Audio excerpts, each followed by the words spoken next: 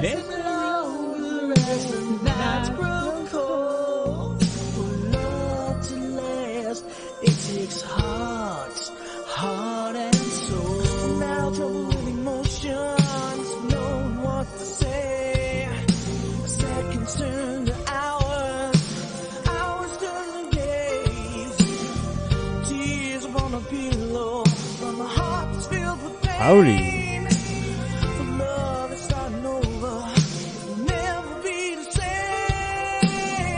Now I'm all alone with a broken heart. Give you everything right from the start. Heart and soul. Girl, you need to know how you tore my world apart. Didn't give enough. Heart and soul.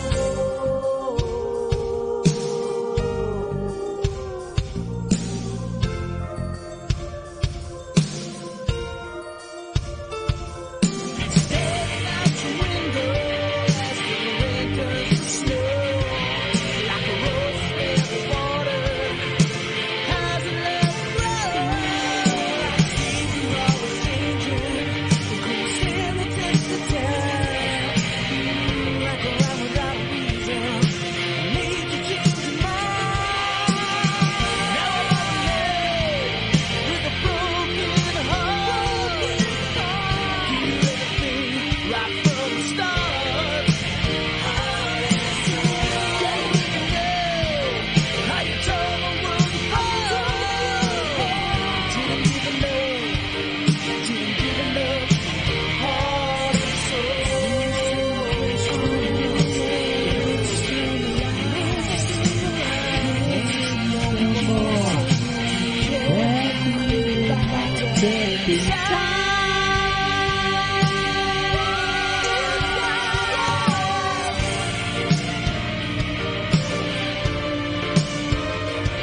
Hurro, hurro.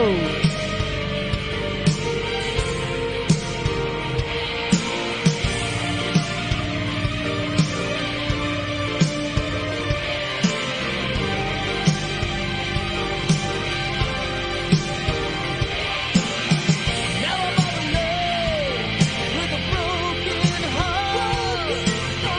Give you everything right from the start. Heart and soul. Girl, you need to know just how you tore my world apart.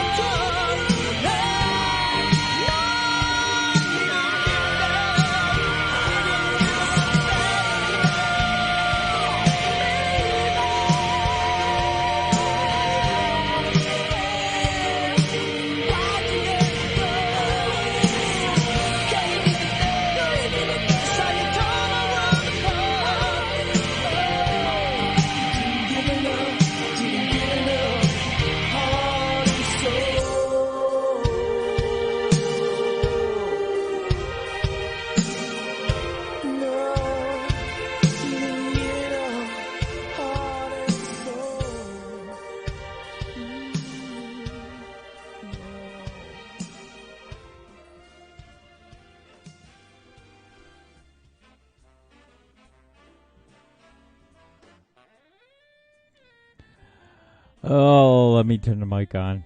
That might be a good thing. Oh, it's on. All right.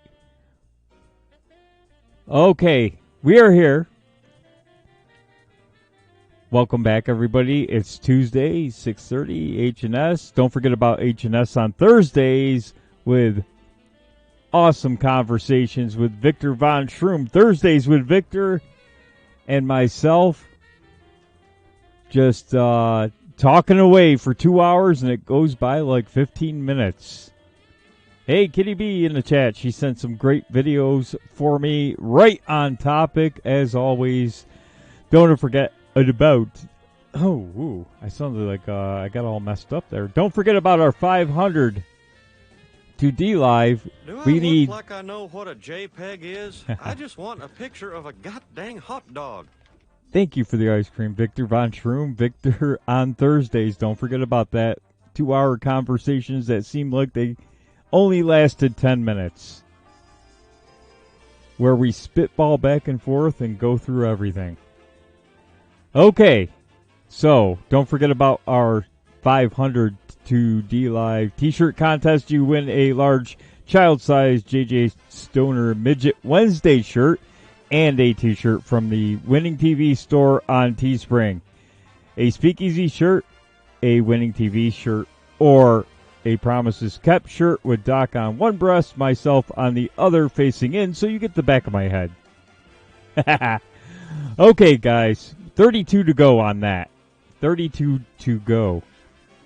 Don't forget our About section on DLive, where you can find the website, winningtv.org. All kinds of great links in there. Previous shows. Links to the Teespring store, so you can pick out your shirt if you win the Wheel of Death. And, of course, Streamlabs, our link in Streamlabs. If you'd like to donate that way to help us out, please do. Lemons are always good as well. Okay. So, tonight's topics. We're going to get right into it with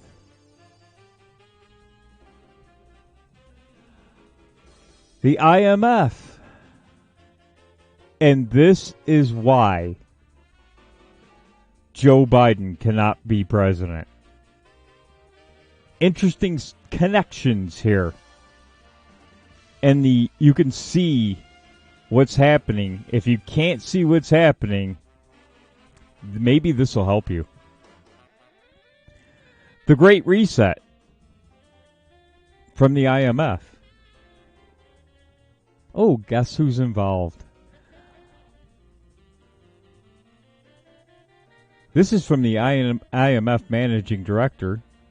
My thanks to His Royal Highness, not the Prince, not the King of Boogiestan, but His Royal Highness, the Prince of Wales, and to Professor Schwab. Oh, we got some stuff on these people.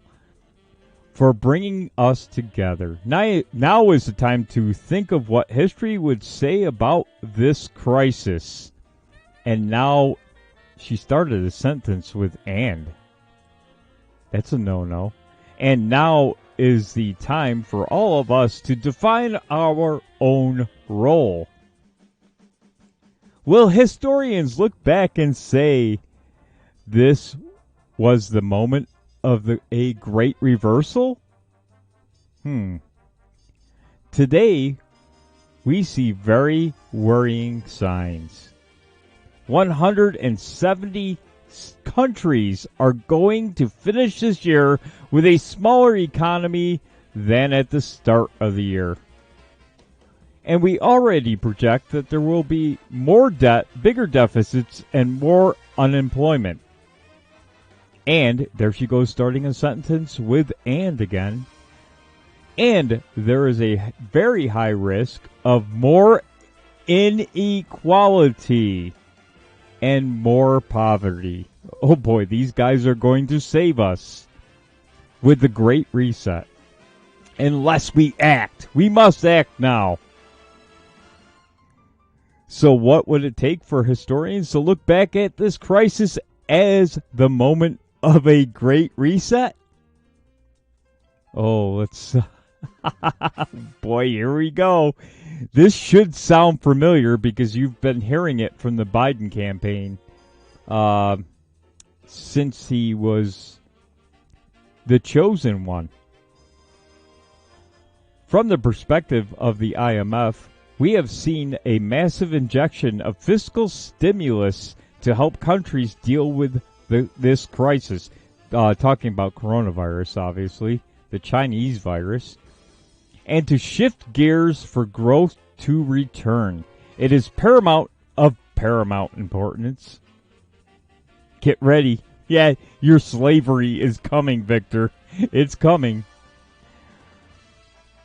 And to shift gears for growth to return. It is of paramount importance. I can't even spit it out. This stuff is such garbage. That this growth should lead to a greener, smarter, and fairer world in the future. I'm just going to stop right there and say AJ was right 20 years ago. Right now, they are putting the pedal to the metal for the Great Reset. They are accelerating it as fast as they can because right now, the media has declared Joe Biden the president-elect. He's not. Technically, he's not by the Constitution, which will be shredded once the Great Reset is implemented.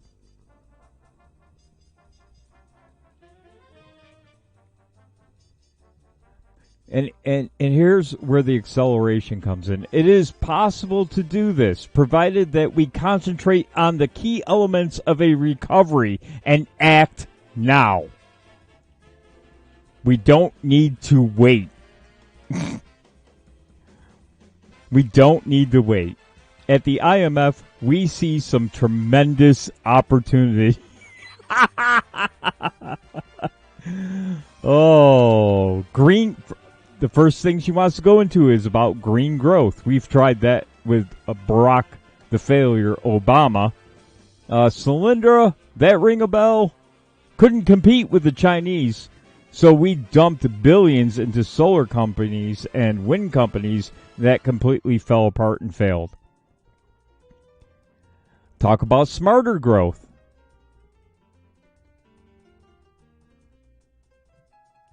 So it is critical that institutions like the IMF support investments that will shrink the digital divide, working in partnership with the World Bank.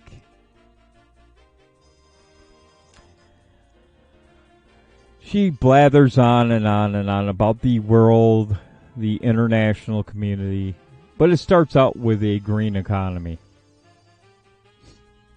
which means exactly what Joe said in the third debate, technically.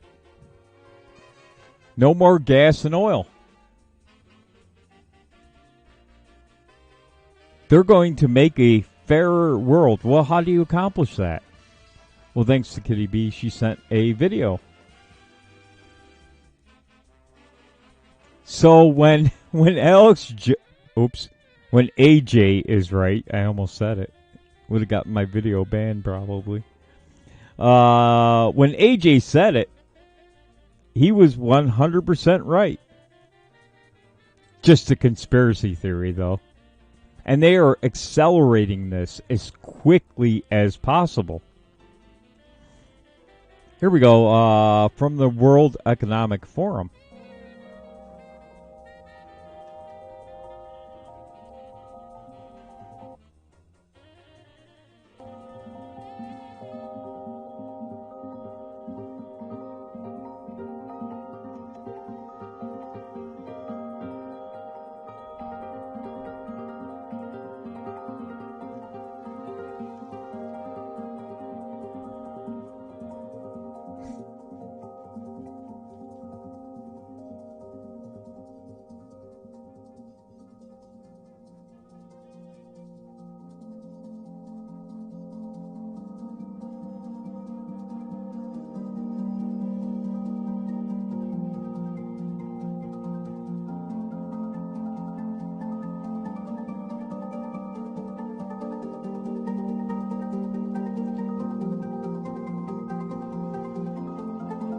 Now this video is an hour long, so I probably won't play all of it tonight. We'll continue on with it through several shows if necessary.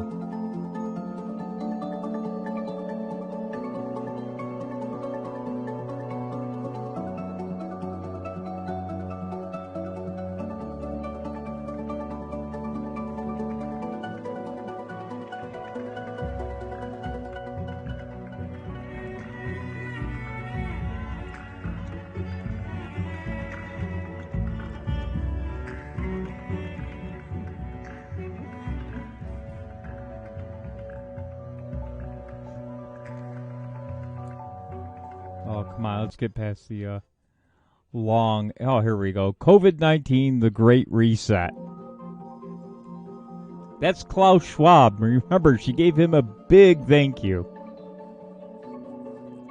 All right, session will begin. Well, we're going to start the session.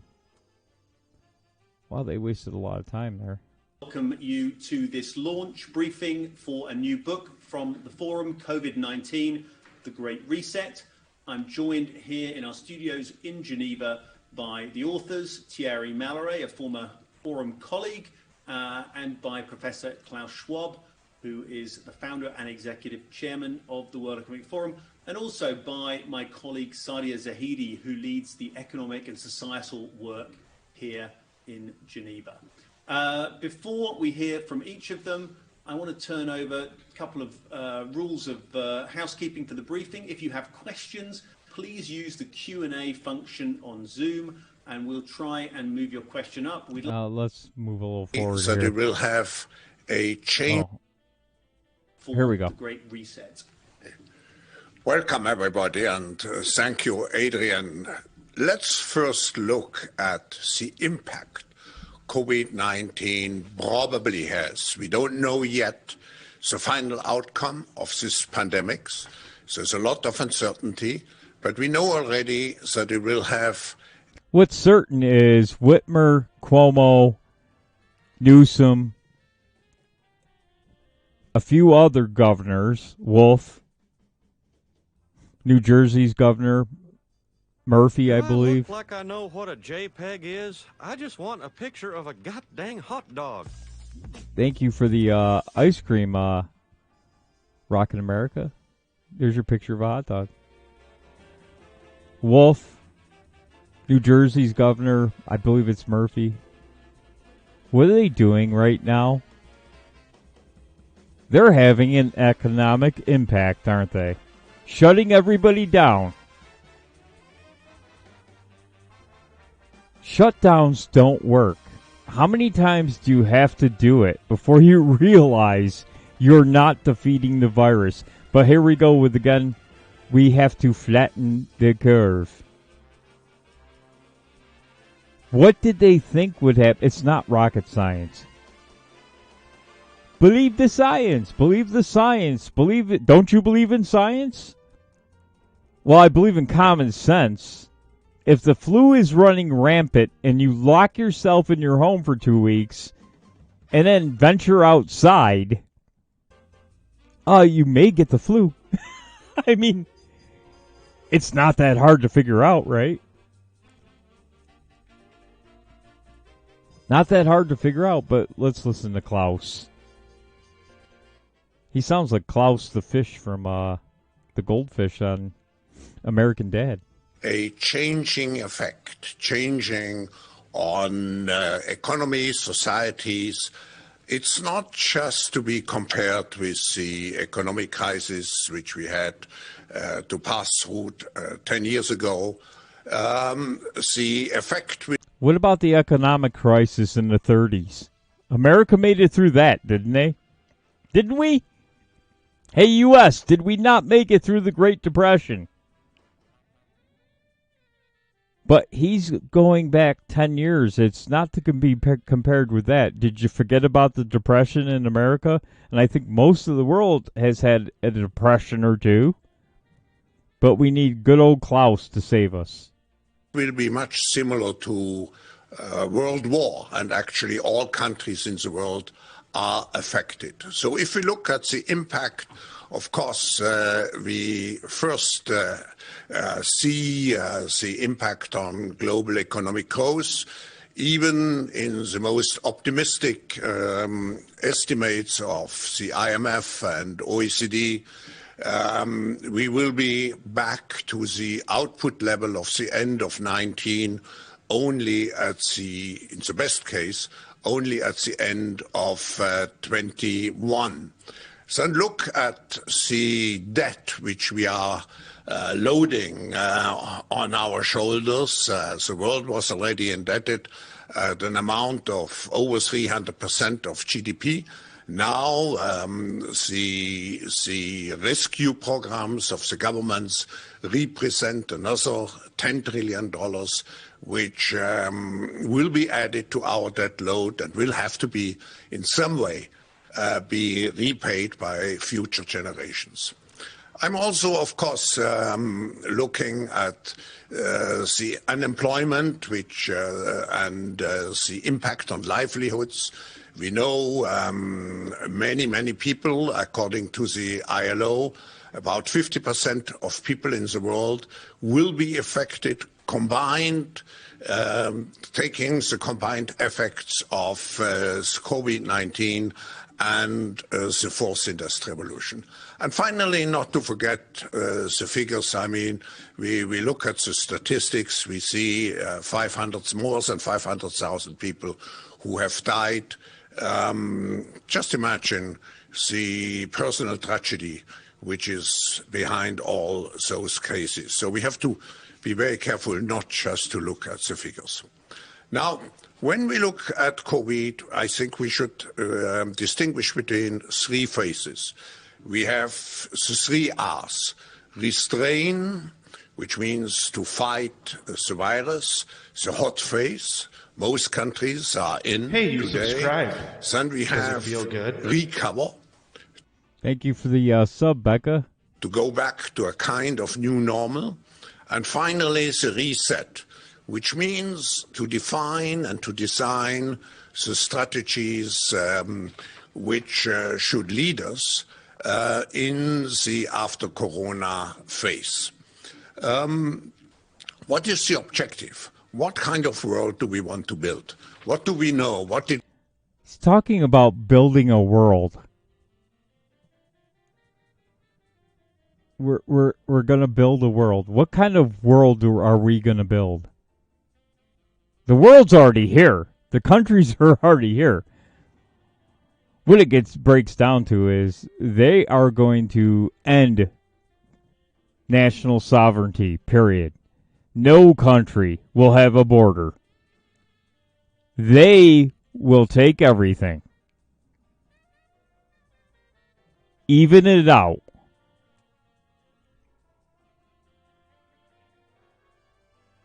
And they make all the decisions. Also, part of that plan, you don't own property. If you're a property owner, no, you're not. The government, the world government owns your property. Yeah. That's their great reset. Do you think Barack Obama, Nancy Pelosi, John Kerry, Al Gore have to give up their millions of dollars? Oh, of course not. Because they'll be part of the world government. They will, in some capacity.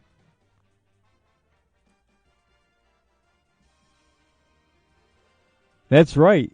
They're going to rezone the world. Yes, you won't own property. They will decide that this family in the inner city who's impoverished deserves to take your home and you should move to the city. They'll just be moving the pegs around. They've already said they would do this. Just go look at the UN and go do some digging. Yeah. Yeah, it's about moving people, shuffling people, getting rid of single-family homes, making multiplex homes where several families live in a building so that they can eliminate, because the plan is to eliminate single-family homes. This is the New World Order. They just, like they always do, repackage it with a different name. A lot of interesting stuff tonight. We learn. I think the world which we want to create with the Great Reset has to be much more resilient. It has to be because security, people will demand for more security. We want the government to make us secure. So the government will make you secure. Oh, by the way, you think you had a Second Amendment, America? Joe Biden is president. It's gone. The blue helmets or white helmets or whatever from the UN will be on U.S. soil without a doubt. Remember the old phrase from Boogie Bar, it'll never happen here. Patriots will take up arms. No, you won't. You'll lay down your arms when the armies are out in the streets collecting the guns. And they will do it. If you don't think it's happening, you're in for a big surprise. Because we got some. Major Tom put out a beautiful photo that I'll show you later. Physical security, health security. It will have to be more inclusive. We had already a big. There's your. You don't own your home, and we can move you out. Family, you have 30 days to remove all your belongings and report to the government center for relocation. Yeah. Yep. But we have guns. No, we won't have guns. They'll take those first. Trust me. They'll drop armies on this country. And every country that has firearms. That'll be the end. You can see the acceleration of this. The foot is on the gas pedal. Whitmer, this is not about saving lives anymore. The virus. The lockdowns. This is about destroying economies. It's always been about that. They've known about this for a while. Why do you think Joe Biden was selected? He's been in on the game for 47 years. He knows the deal. They all do. They're putting their foot on the accelerator right now. The evidence is there. Destroying economies, destroying small business, putting people into extreme poverty quickly. The lockdowns now aren't necessary. New York State is at 2.6%. We're still locking down or beginning to lock down. The restrictions are tightening and tightening and tightening in New York. New York City is almost dead now. But New York City's back in lockdown, and so are several large counties in the state.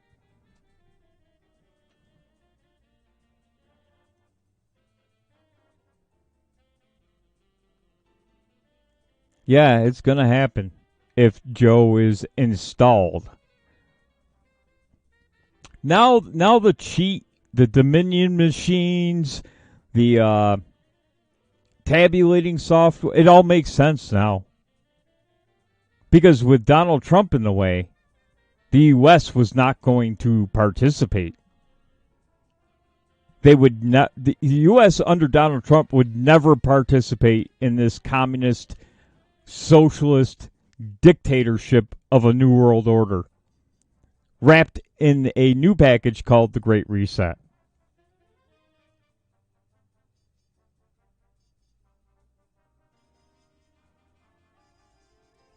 You know what, Victor Von Schroom, it's possible. It might even happen with Trump, but I think we've got a better shot with him of avoiding it than with Joe Biden, because you're about to see. Gap before the crisis started, this gap will be tremendously increased. So if we want to avoid some kind of social revolutions, and we have seen So the Great Reset, accept our socialism to avoid revolutions. Boy, these people are just fucking evil, aren't they? We're going to have revolutions. Well, where do you think Antifa came from? Who's training them? Who's giving them assistance, if you will? There's your social revolution. Black Lives Matter and Antifa. They're steering that up to get you afraid. Oh, look, they're starting a revolution. Hey, there's this Great Reset over here. Maybe we should take the deal. Wow, it's starting to all line up. Signs of anger on the streets already the last weeks. So we have to address this issue to create a stronger inclusiveness. And finally, more sustainable, because we know now that the next crisis is already waiting for us around the corner, and it is the climate crisis. There you go. The climate crisis. The imaginary global warming. Global warming, which was repackaged as climate change. See how these people reformulate? They're still on track for their New World Order. But they're just trying to scare the shit out of you, telling you you're going to die in 5 years unless we heal Mother Earth, which is, quite frankly, a lot of bunk.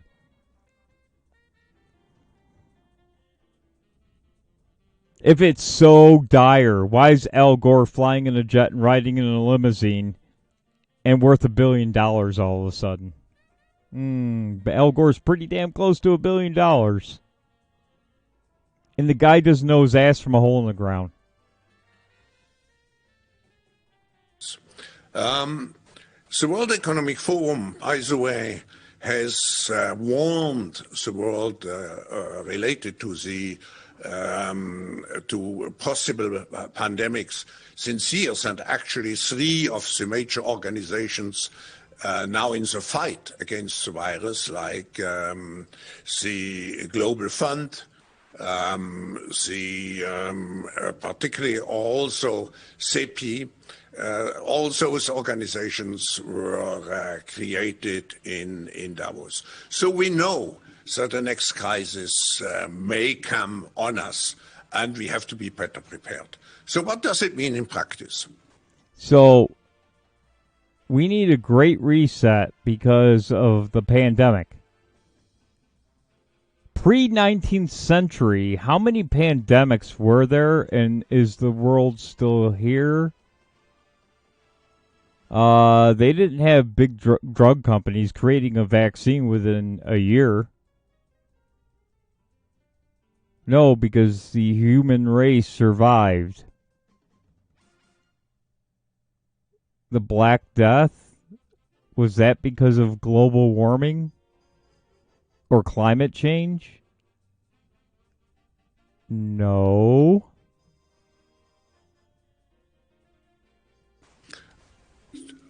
The Spanish flu. Was that because of cars? Oh, wait, we didn't have cars then. 5 things, 5 priorities. The first one is we have to redefine our social contract to integrate more inclusion. Social contract for more inclusion. There comes in where I told you earlier that you don't own property. You don't. Under this new system, the Great Reset, nobody owns property. Just the world government. And the world government makes the decisions of where you're going to live. If you don't think that's true, just go into the UN website. Yeah, they hide it, but it's there. Their plans for new housing is putting families in a little box with 500 other families in little boxes, eliminating most of the buildings, and no single-family homes. They are going to move people from the inner cities, and not just the inner cities. It's going to be people from all over the world, what they call refugees. They will be shuffling people all over the world because there are no borders any longer. And it's not fair. You can't put your house up for sale because you don't own it. The government owns it. So if your elderly neighbor passes away, the government just moves a family in.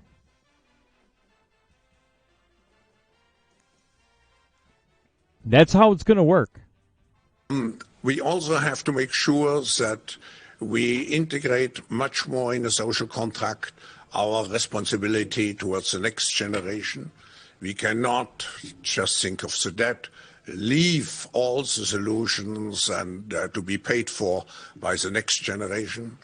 So the social contract, and in the social contract, we also have to look at one specific issue. So COVID will create again a gap between the so-called industrialized and emerging countries. The emerging countries, at least some of them, suffering much more compared to some of the countries which have a well-established social safety net. I thought about that, Victor von Schroom. If you have a mortgage on your home, they will tell you you no longer have a mortgage, but it's not your home technically. It technically belongs to the government. So if you have children and you want your children to have your home, well, that's up to the government to decide. Now, they could tell your kids to go pound sand, and we're moving this nice family from Somalia into your home. And you need to move. You can move here. We've got great government facilities for you to live in Milwaukee.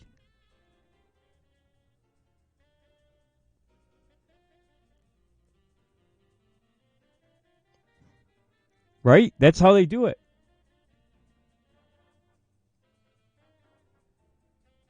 They're just going to eventually, whether it be through taxes or environmental taxes or one way or another, nobody will own property.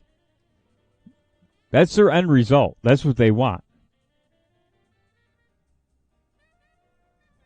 Their biggest complaint is, how do you end the suburbs? By not allowing it any longer. That's how they intend to do it. Stopping anybody from building a single-family home anywhere. You can't own property. The government says you can't build a house for your family. Then second, so it's a social contract. Second, it's the decarbonization of the economy to protect us against let's say, an environmental virus. And here we will publish tomorrow, by the way, a report which shows clearly that there is no contradiction between taking care of nature and particularly creating the need to create jobs and to invigorate the economy. Just to give you one figure which has been calculated, if you take an investment of $300 billion or euros, it could create in the nature-based economy something around 400 million additional jobs. So you're going to create 400 million jobs around a nature-based economy. Huh? Huh? Doing what? Doing what? What is your nature-based economy? Oh, so you get rid of gasoline vehicles, right? The people that work in the auto factories are building electric cars that didn't create any jobs. By the way, the poor African children, they're mining the cobalt and lithium for those batteries. They'll have jobs. The 8-year-olds digging with their hands, getting that cobalt for you. By the way, those batteries are deadly. Forgot to mention that, Klaus. Social contract, green economy, but number 3, and that's a major part also of the book, because, you know, I published 4 years ago the book, The Fourth Industrial Revolution. All those technologies are very much advanced now, by COVID. Everything will be digitalized, which can be digitalized. So how can we use the technologies to address the challenges, but at the same time make sure that we create the necessary ethical, human-oriented principles around those technologies. Then, finally, what is the role of... What he means is we're all going to be basically chipped. Everything is going to be digital. You're going to have a little thing to wave in front of the, you'll get your shekels from the government, the world government, of course, to buy food. He doesn't really get into the details right now, but food-wise, you will only be able to eat government-approved food. Oh, geez, where did I hear that? Didn't AOC say something about no more meat?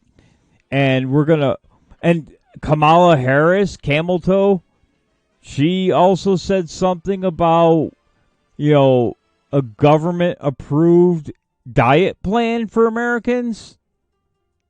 We won't be Americans, by the way. We won't have a border, so there's that. Companies in this new post-COVID era. I think we are moving from short-term to long-term, from shareholder capitalism to stakeholder capitalism. There you go. Socialism. Shareholder capitalism to stakeholder capitalism. What that is a nicer way to say we're all going to be socialists in the world. This is socialism on steroids. We're going to go through more of that video in the coming weeks because I think we got a few weeks before we find out if Trump won or not. Here's the Great Reset. World leaders. We might even go back to that video. We'll see. Introducing the Great Reset. World leaders' radical plan to transform the economy. And there he is, Prince Charles. Of course, he won't see a decrease in his money or his living arrangements because he will be part of the new government, world government, in some capacity. Why do you think Obama bought a beach house? Knowing this, Obama knows this is coming. This is what they've planned for decades. But Bahamas was part of it. He tried to get it started here in the U.S. Hillary was supposed to carry it on. He bought a beach house because he won't lose his right to property because he will be a member of the government in some capacity again. For decades, progressives have attempted to use climate change to justify their policy changes, liberal policy changes, but their latest attempt, a new proposal called the Great Reset, is the most ambitious and radical plan the world has seen in more than a generation. I think we saw a preview of that plan with the new Green Deal and the Radical Squad. And you saw the reaction to the new Green Deal. Yet, the Great Reset is going to get the same reaction, but these guys are a little slicker. They have more...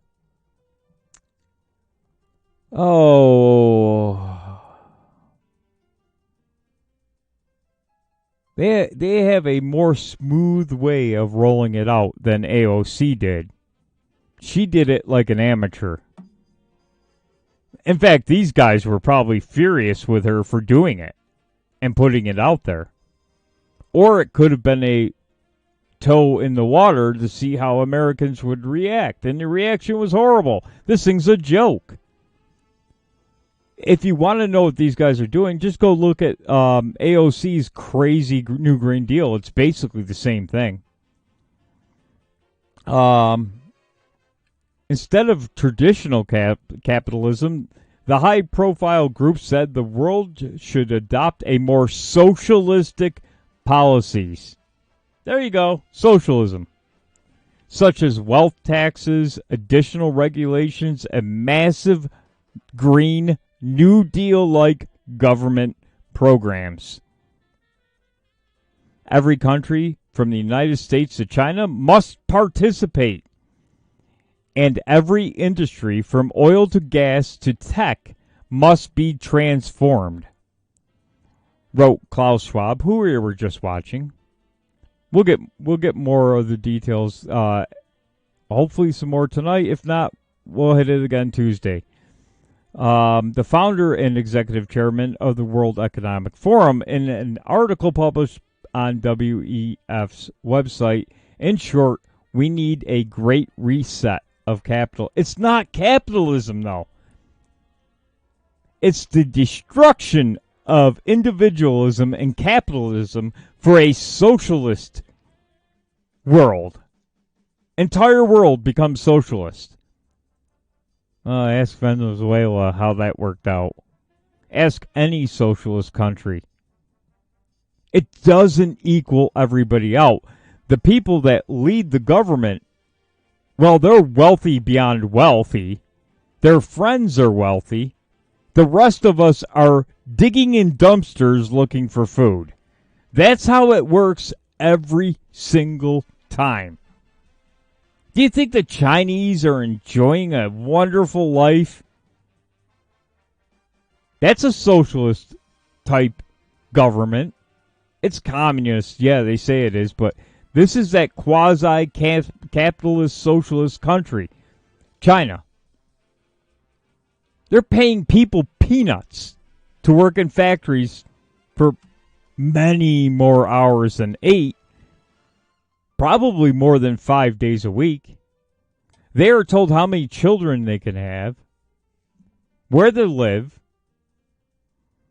There is censorship beyond belief. The government can come and scoop you up at any time for saying the wrong thing. That's what they're talking about here. China won't have to transform too much because their people are used to living like that.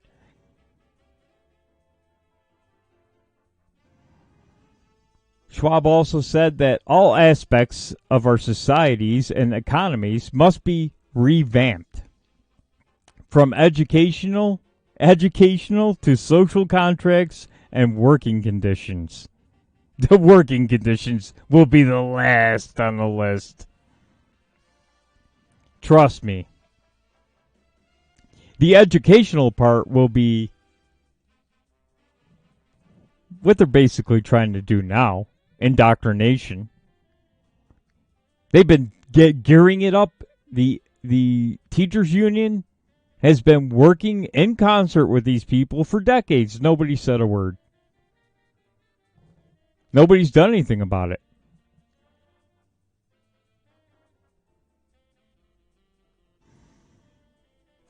Interesting. Here's a photo that Major Tom put out there, the Big Empty. Make sure you catch him on Saturday nights at 10 o'clock. Look at this photo. Now, the slogan for the IMF is Build Back Better. There is Boris Johnson. I don't know who she is. There is Joe Biden. I wondered where the hell he got that lousy campaign slogan. I said about a month ago, whoever came up with that in his campaign should be fired. I completely missed this. Build Back Better? It's right on the IMF's website. Building Back Better. Build Back Better. Biden's right into it. This is why he's calling for a 6-week lockdown. During that 6-week lockdown, we will be transformed radically and quickly. I think this is their plan. It's for the first quarter of 2021 to implement the Great Reset.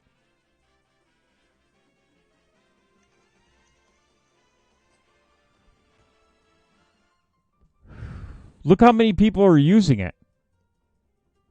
COVID-19 response, tackling coronavirus, building back better. Prime Minister Imran Khan, build back better. They're all using it right in your face. Canada. Oh, speaking about, Canada. Building back better with nature. They're all in on it. They're all in on it. They're all a go. This is why Joe Biden, they're trying to install him as president right now. They're trying to get him in there, give him the intelligence. He's not president-elect. None of the states have certified their results. So per the Constitution, which is in the IMF's way right now, he's nothing. He's a guy that may have won the election. We don't know yet. But they are trying to get him in there. And public perception is everything. Once he's in there getting intelligence briefings, and now he's giving speeches with his office of the president-elect, which never existed.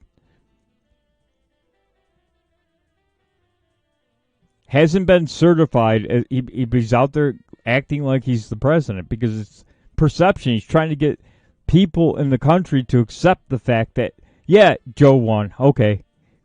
Maybe 4 years from now, but there won't be a 4 years from now if Joe Biden's in there. Build back better. It'll be the first quarter. They are going to race this thing through. They're putting the gas pedal on. Need a little more convincing? Here is Canada's Prime Minister, Justin Trudeau. Building back better means getting support to the most vulnerable. Hear that? Building back better. Every world leader is using it now. While maintaining our momentum on reaching the 2030 Agenda for Sustainable Development.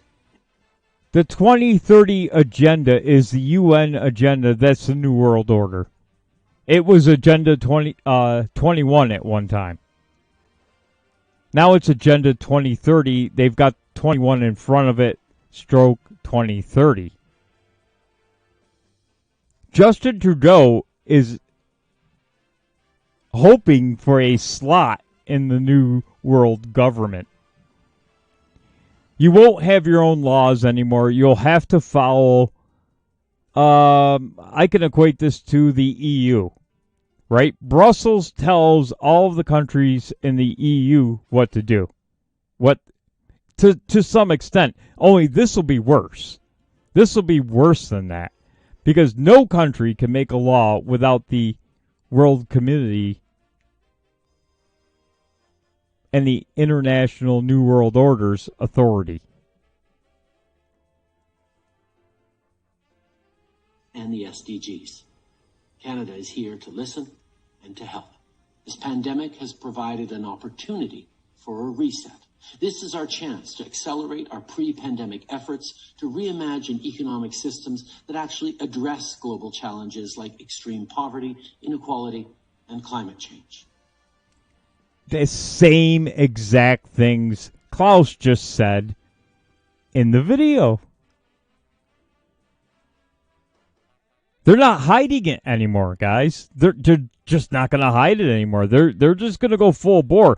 It was a conspiracy theory for years called the New World Order. You're just a conspiracy nut. You're just crazy. But now we will have a one world government that will keep us safe from pandemics. Almost as if they all know the Chinese virus. It's almost like it was on purpose. so they can accelerate and put their foot on the gas pedal because, quite frankly, Donald Trump put a 4-year blip in their plan. It was supposed to be Hillary. In the words of Boogie Bumper, Well, that sounds great. Nothing ever bad comes from being put on a list by government. They're doing it to keep me safe. They're Do I protecting look like me. I know what a Thank you for JPEG keeping is? me safe. I just want a picture of a goddamn hot dog. oh, thank you, Foul Q. Yes, the government's going to keep you safe from pandemics and poverty and... Interesting. Even in America, they're doing it. We got mayors doing it in America. There's got to be compliance with the executive branch because otherwise it doesn't work. So you got to eliminate that compliance and you make it a mandate. And then you do training, particularly in the city, I'll call them licensing departments, whether it's zoning, buildings, housing will be impacted by it, planning certainly. And you pick the people that run those agencies and the deputies that are pledging allegiance to the new world order and good governance. And then I think you have the inspector general do some spot audits to make sure that there is real compliance. Prerogative work.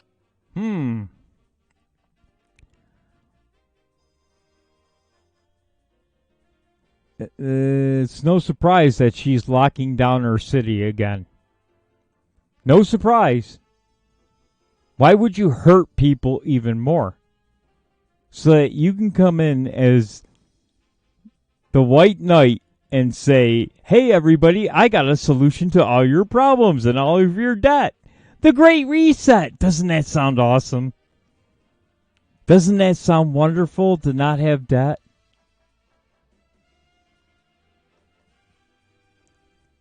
But what about the details? I mean, there's got to be something more than you're going to wipe out my debt and give me a job. Don't worry about that, peasant. Don't worry. Just listen to us. We know what's best for you. Don't worry. Don't worry about the details. You don't need to know the details. Just be happy your debt will be gone. You'll have a guaranteed job. Of course, we'll tell you later on about what you can and cannot eat, and what you can and cannot say, and what you can and cannot do, and where you can't go and where you can go. And by the way, hand over your guns. Thank you very much. Thank you very much.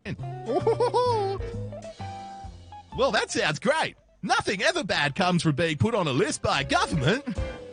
They're doing it to keep me safe. They're protecting me. Thank you for keeping me safe.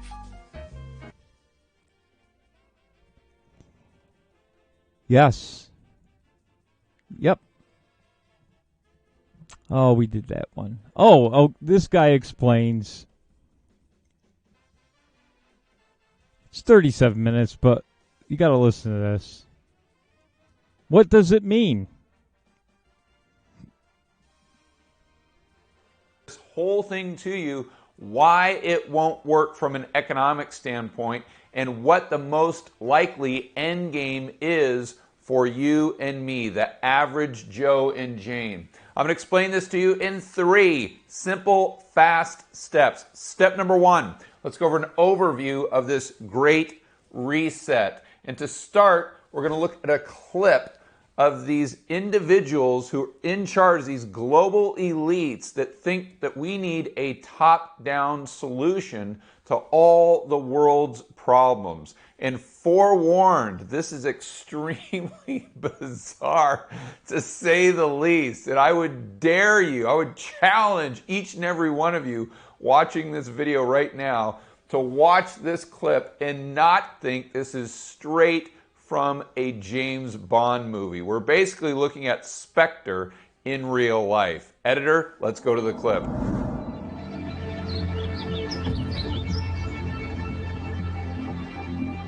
To get us underway, let's hear from the forum's executive chairman and founder, Professor Klaus Schwab.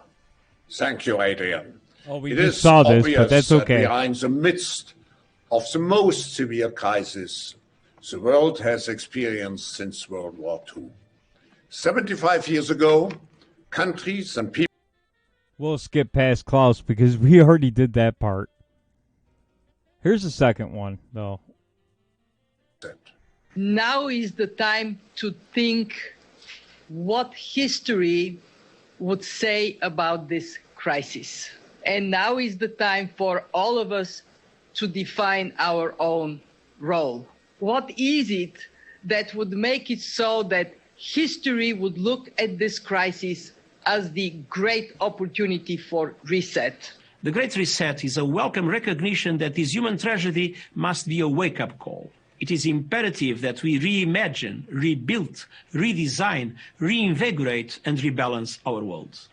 Rebalancing investment, harnessing science and technology, and advancing the transition to net zero emissions, all elements of the Great Reset, are fundamental to building the future we need.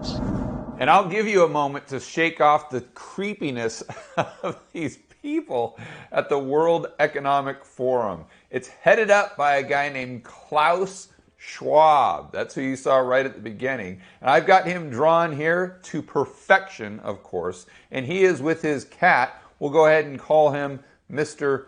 Bigglesworth for obvious reasons. But I don't know if he's head of the World Economic Forum or what I'm calling the BDC, bizarre, disturbing, and Absolutely, Victor.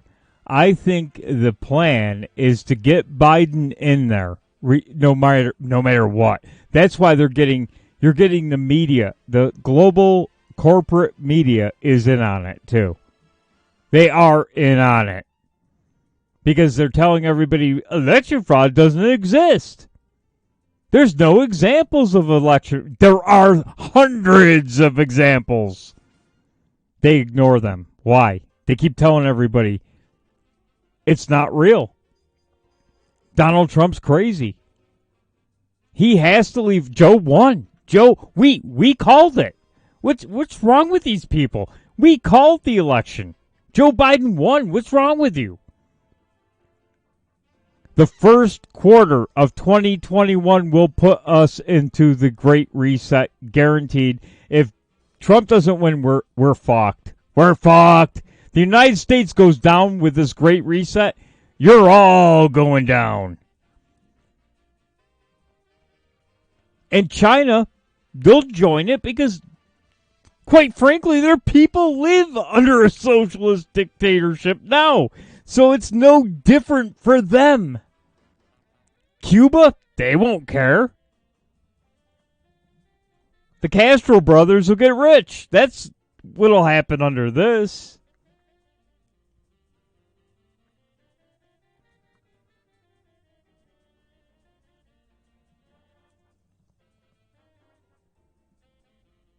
That's right. You need the U.S. to go down.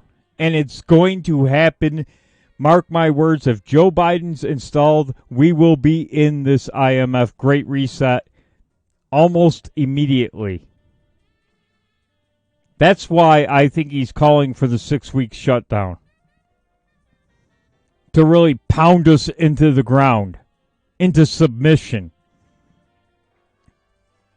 Can't pay your bills, can't pay your rent.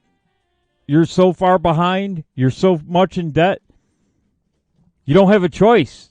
Joe's going to make you an offer you can't refuse.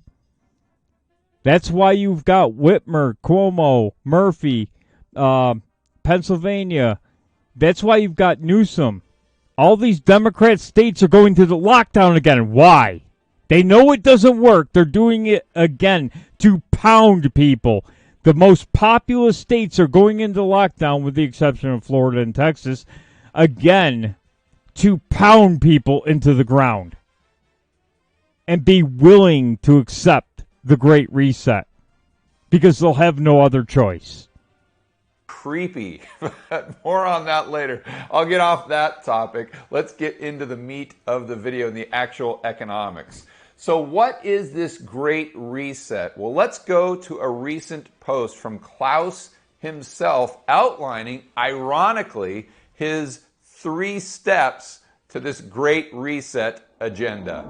The title of this post by Klaus is "Now is the Time for a Great Reset."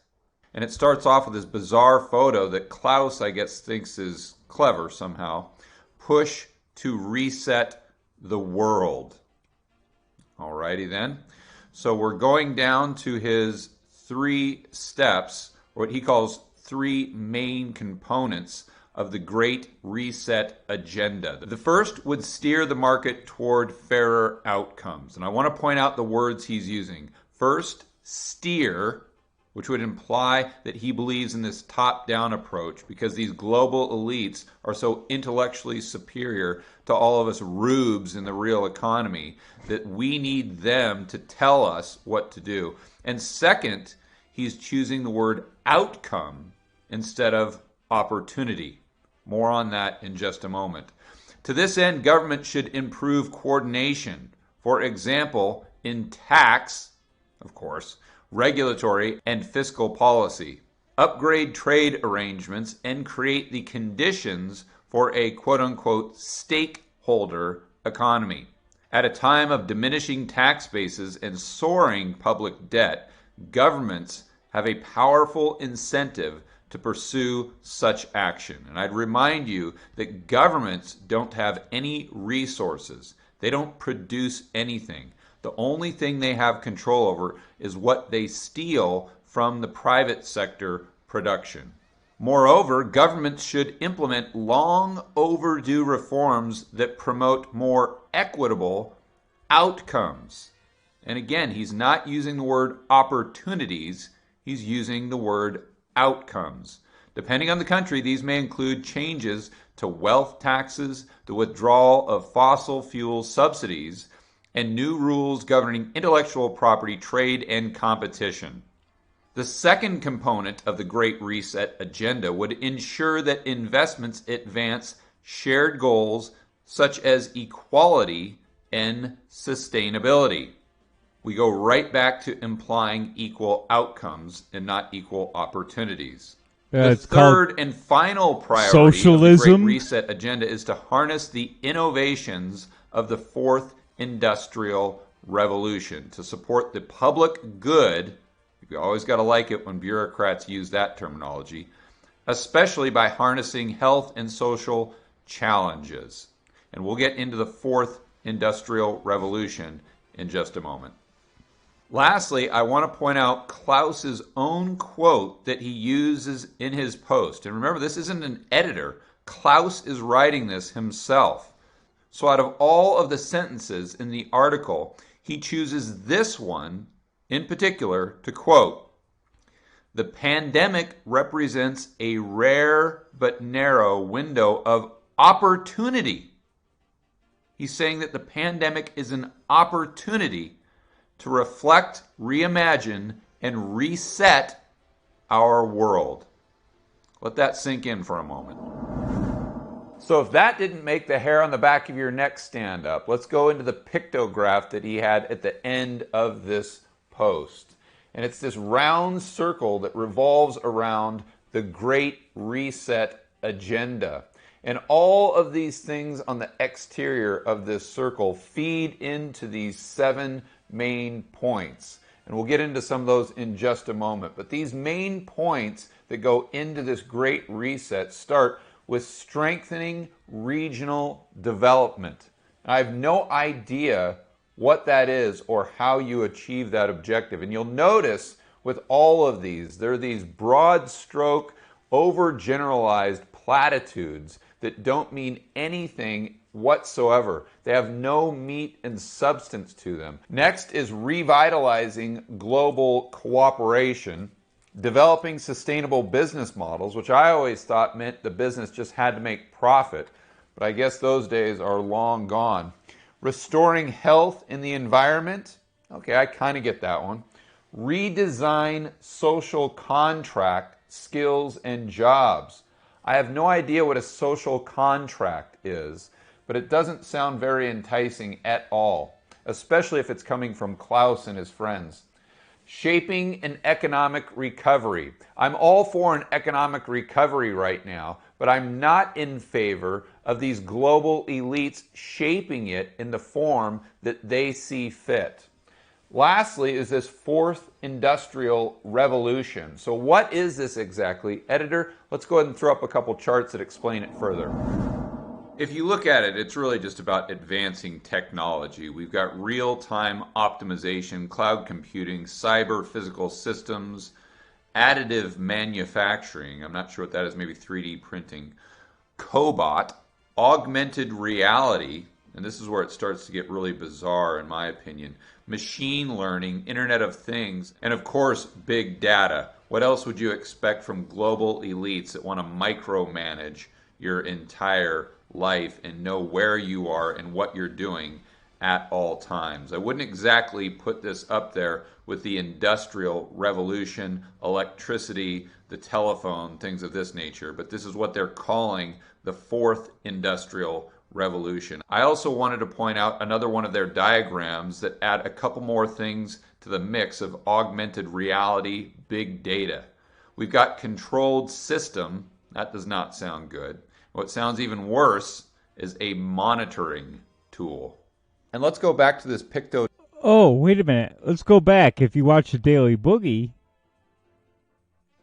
the monitoring tool, the control system, they are sort of testing that out right now in Australia, where you have to check in with the government and tell them where you're going. Remember, I said you won't be able to go anywhere without approval. They are actually trying it out in Australia right now. Isn't that amazing? Wonder where they got that idea from. Things to the mix of augmented reality, big data. We've got controlled system. That does not sound good. What sounds even worse is a monitoring tool. And let's go back to this Picto diagram and further examine some of these suggestions on the exterior of this circle that they think will lead into this great reset. So one of the ways we're going to supposedly harness this fourth industrial revolution is by the future of media, entertainment, and culture. Okay. Strengthening regional development. We're going to somehow achieve that through biodiversity. It's not that I'm opposed to biodiversity. It's just I don't think it will help us strengthen regional development in any way, shape, or form. And they want to revitalize global cooperation in things like international security. Basically what that means is more invasion on your personal privacy, such as banking and FATCA regulations. And sustainable business models are somehow going to be a result of agile governance. And restoring the health of the environment is somehow going to come from something they're calling a circular economy. Redesigning social contracts, skills, and jobs will achieve that through justice and law. And I always like the word justice because who defines exactly what justice is? Is that going to be Klaus or is that going to be me and you?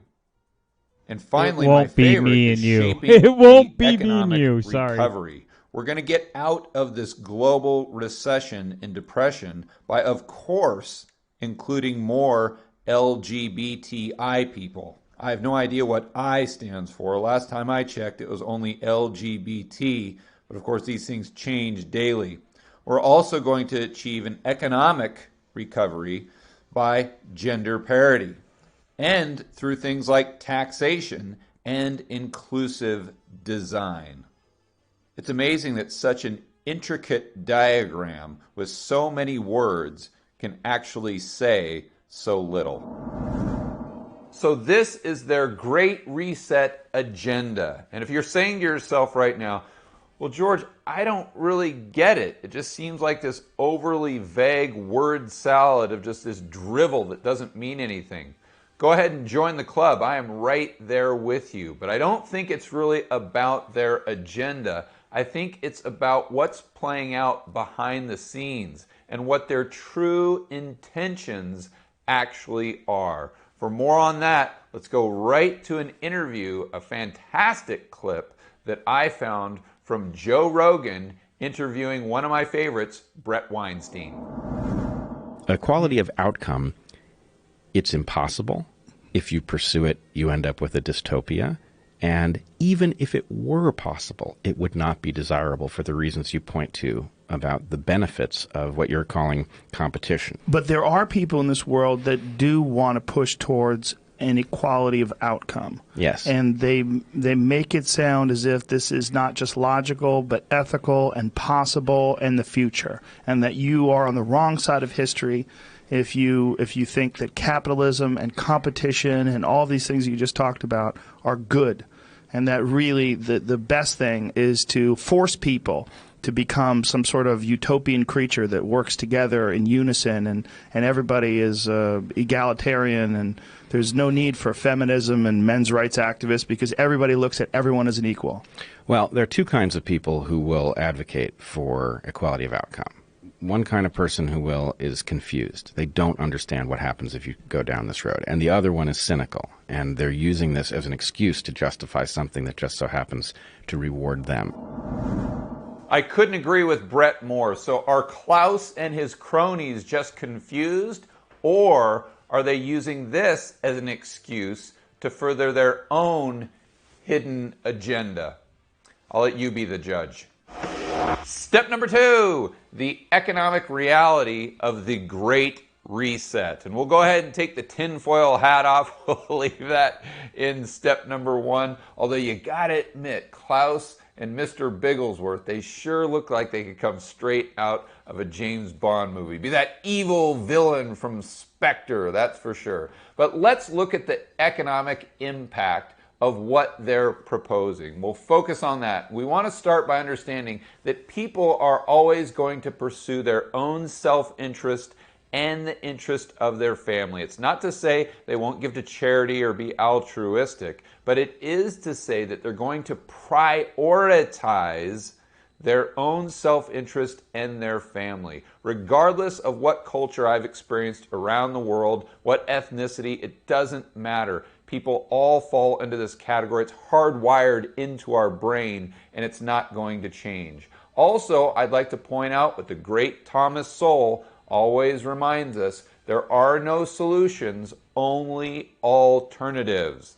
Why is this? Because we're dealing with scarce resources that have alternative uses. And what I mean by this specifically is regardless of what you're doing, we always have to include a cost-benefit analysis. It's very easy to focus on the intentions of some regulation, laws, or programs and totally ignore the actual results. But all of the mumbo-jumbo we heard in step number 1 really boils down to a couple things. Klaus and the cronies want to increase regulations and taxes. They're most likely also going to have this hiring quota, and everything needs to be green. So let's see how that plays out in a little simple example. We'll use Farmer Frank right here. He's got a plot of land. He's growing wheat, corn, some sort of...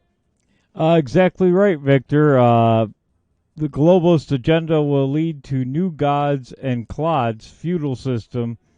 Now, it's not sustainable. It'll end up in a revolution. Remember the Matrix? When he says, we created a perfect utopia for you, and you rejected it. That it's going to be the same thing. They're trying to equalize everybody, but they forget about the one thing that our founding fathers knew and wrote about is human nature. You can't change it. No matter how much you try, you're not going to change it. Sort of food. And Klaus comes in and says, listen, Frank, from now on, you have to buy cyber tractors. No more of those diesel tractors you were buying from Caterpillar. So first, what this does is this allocates resources to something that was very efficient. And why do I say it was efficient? Because Frank was using it in the first place, and we know that Frank knows more about farming than Klaus and Mr. Bigglesworth ever will. So human ingenuity, materials, and capital all go into building these cyber tractors and get diverted from building something else that may have been more efficient. And I'm not saying that we shouldn't focus on green energy. What I am saying is that it should be based on market demand. It should be a bottoms-up approach, not tops-down. If it is top-down, most likely you're going to have this misallocation of resources that are very scarce, I'd like to point out. And then we've got this hiring quota. So over here, we've got Moody the millennial. And of course, it is they, because I don't know Moody's personal pronouns, but I do know that Moody does not like work. She's giving it a thumb, or they are giving it a thumbs down because they don't want to work in this field at all. But Farmer Frank has to hire them because he needs someone in the LGBTI community. I'm not sure if Moody is an L, a G, a B, a T, or an I, but the bottom line is they fit the category that Klaus and the cronies and Mr. Bigglesworth are laying out for Farmer Frank. But the one thing we do know for sure is that Moody is going to offer a lot less productivity than someone that Frank would hire based on merit alone. So what we have in this very simple example is we have a misallocation of scarce resources. We have less economic output, which is going to lead to a lower standard of living. Why is that? Because Frank can't produce as much wheat. If Frank can't produce as much food, that means someone else in the economy is going to have to start growing food. Well, that person could have done something else, such as become a doctor, become a scientist, an engineer that maybe could have worked on something like green energy. But now they can't because they're going to have to grow wheat or they're going to have to grow their own food.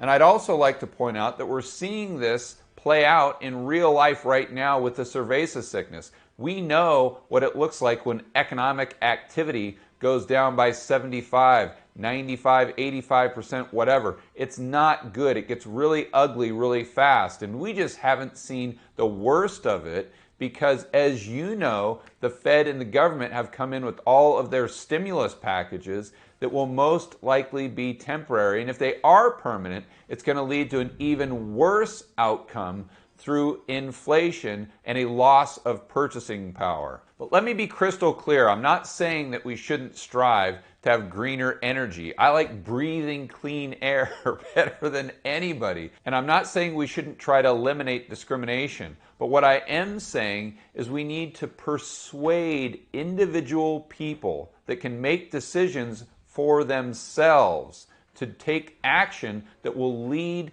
to those outcomes. We shouldn't try to force people into doing something, and we definitely shouldn't regulate them into doing that either. Also, sustainable. I hear this word all the time. And to be sustainable, we need to always remember that it has to be profitable. I think in today's day and age, we've completely forgot the concept of a business needing to actually make a profit.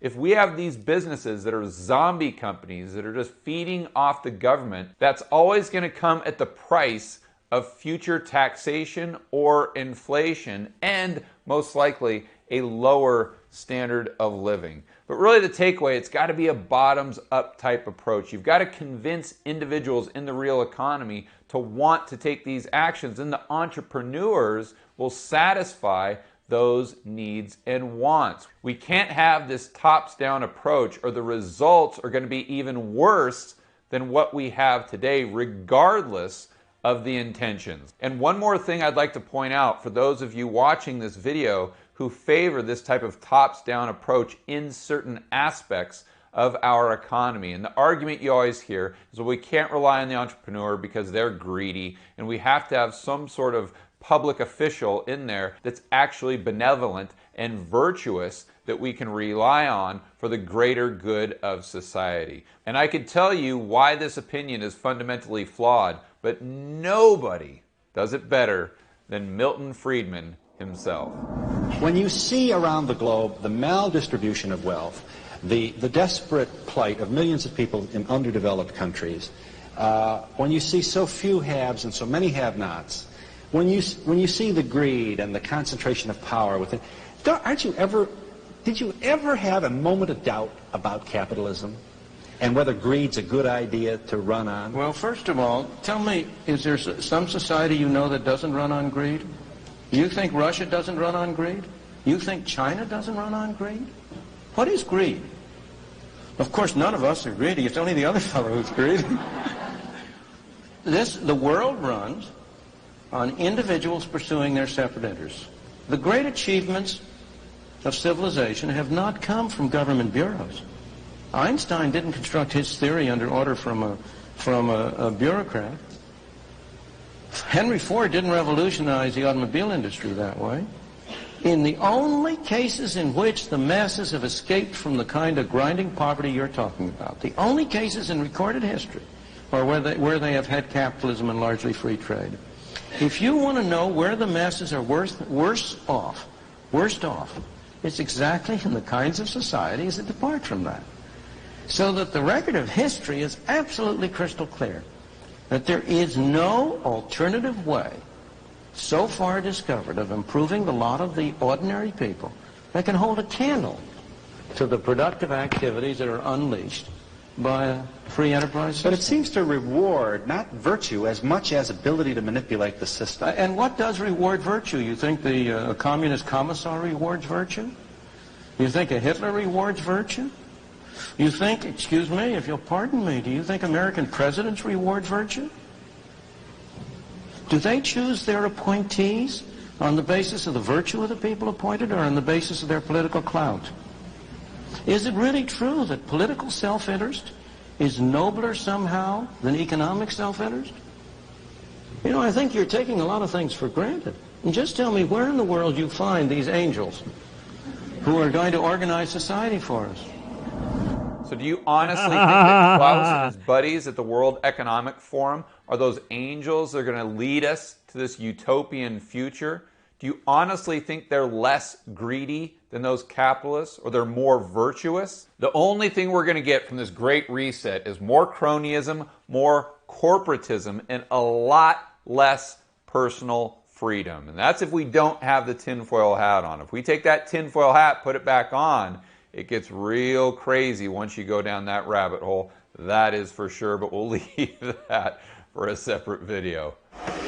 Step number 3. What is the end game? How does this play out for ordinary people like you and me? I think their plan is to stagflate, tax, and lie. Everything else is just smoke and mirrors. It's a total cover-up and sham. And this is a fantastic way to sum it up. Got to give all the credit to my good buddy Jason Burke with Wall Street for Main Street. If you're not checking him out, make sure you do so. So there's a few things we know. Government debt is at all-time high. This is a huge problem, especially if you're a government official and you want to keep power. The World Economic Forum is a group of these government leaders that's been meeting since the 1970s.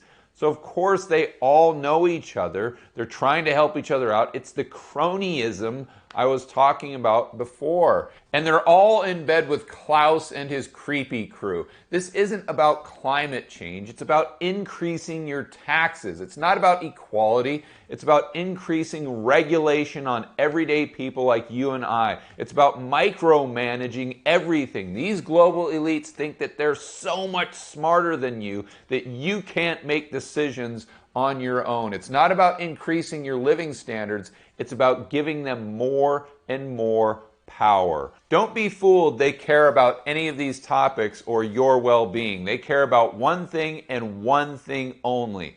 That is pursuing their own self-interest. We go back to this pictograph I used in step number 2 from Klaus's post, but now I've done it in a way that's far more accurate. Instead of his mumbo jumbo, we've got their real intentions. That's stagflate, tax, and lie.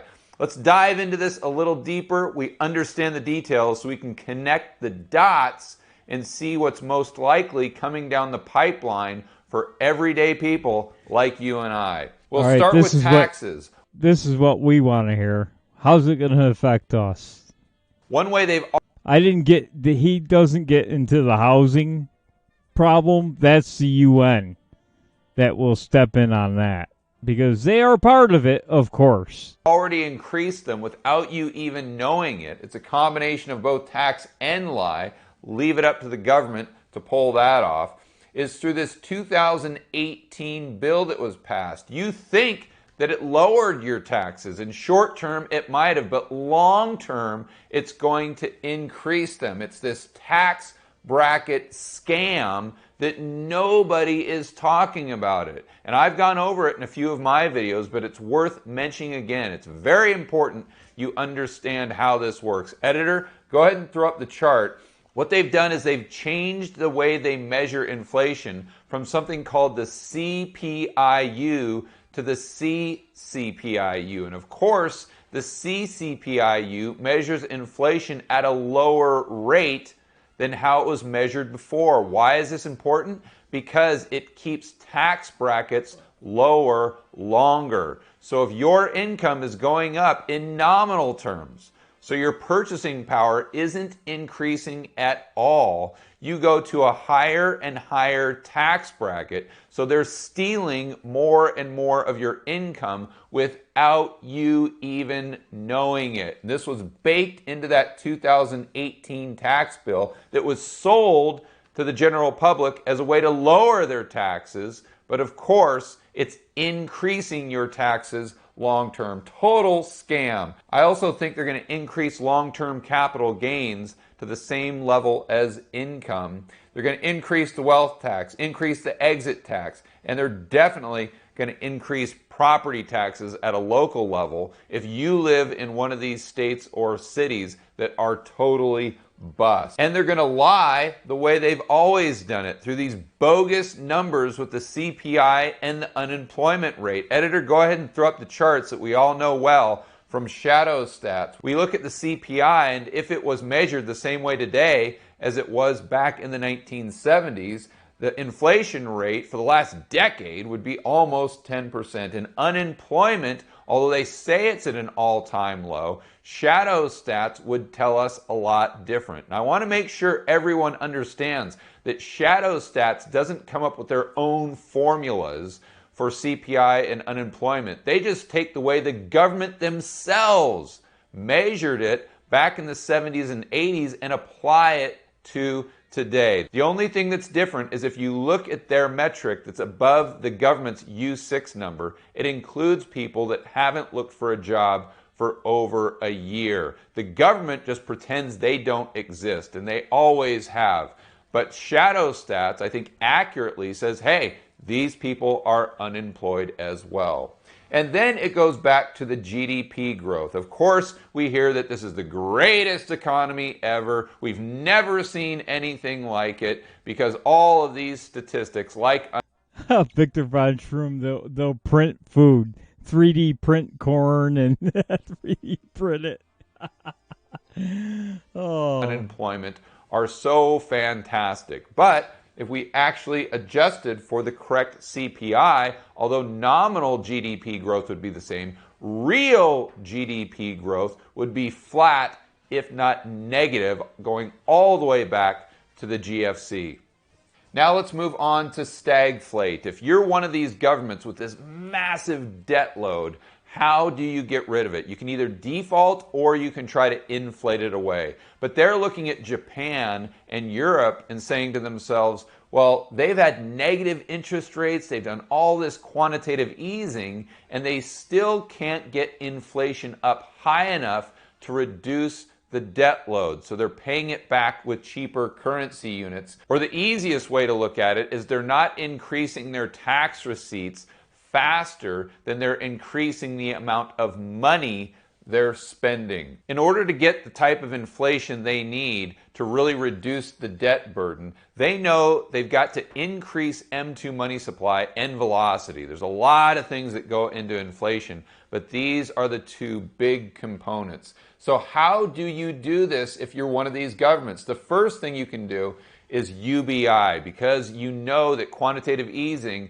done through a central bank, the old way of doing it, the old school way back in 2008, 2009, only increases bank reserves, and that just goes into assets, doesn't necessarily increase the amount of inflation. It may or may not. So what you need to do is get cash in the back pocket of the everyday individual that's going to go out there and spend it very quickly. This increases M2 and velocity. Of course, UBI accomplishes this goal, but what you could do to take it a step further, which I definitely think they'll do, is ban cash. So you could put this app on your phone. I've talked about it many times. The Fed or the government transfers these currency units, we'll call them Fed coins, to this app. You have to go out there and spend it within a certain time frame, or else poof, it's gone off your phone. This is a way they can increase the money supply and increase the rate at which you spend the money. And those of you paying very close attention might be saying to yourself, yeah, George, I get it.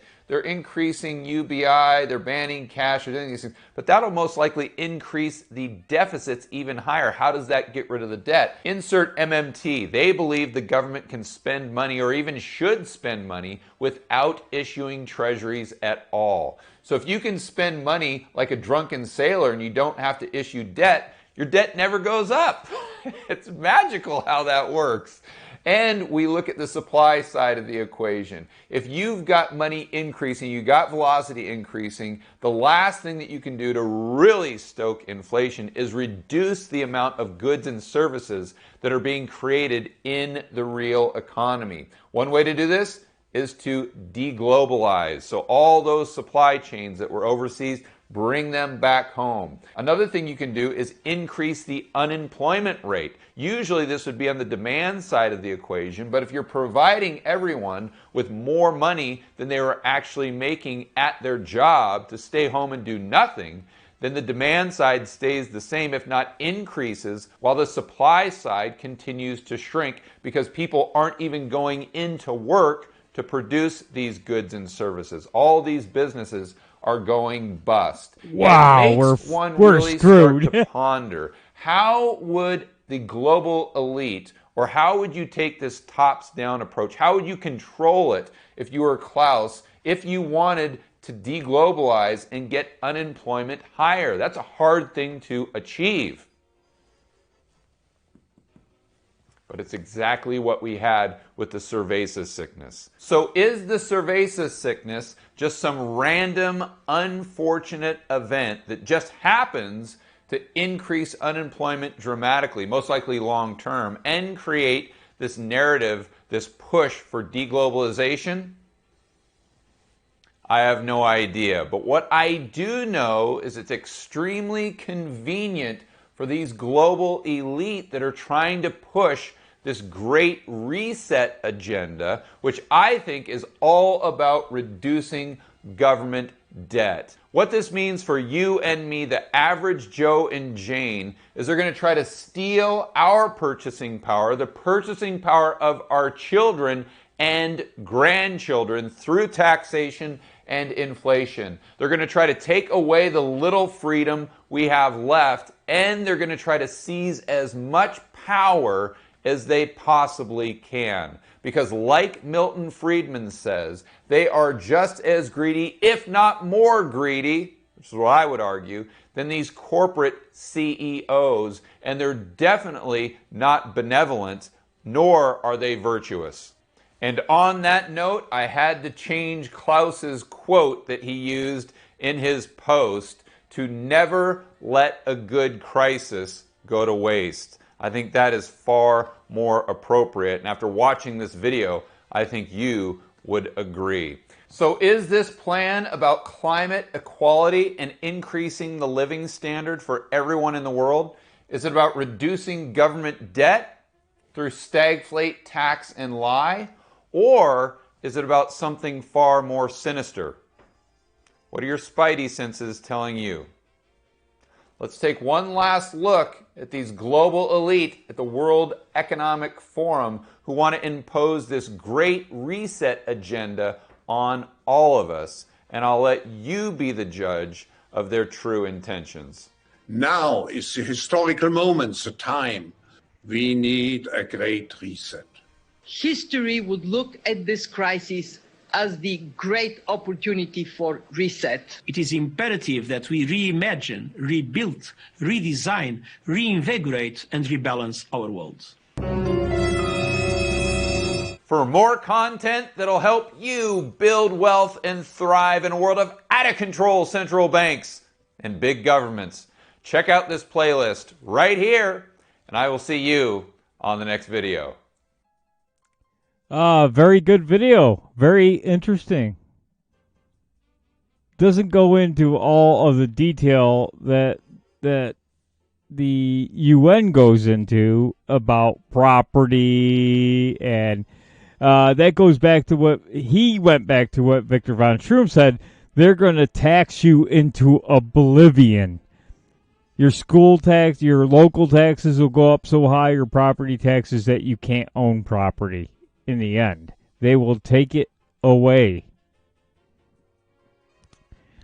And that brings us to why I should have probably done this first, but Biden COVID-19 Advisory Board member, time to shut down indoor dining gyms and home gatherings. Why? So they can get to the Great Reset and build back better. With more taxes, more lies, more government. Just more of everything, more socialism. It's just going to be a socialist state, a world socialist state in the end. Well, that sounds great. Nothing ever bad comes from being put on a list by government. They're doing it to keep me safe. They're protecting me. Thank you for keeping me safe.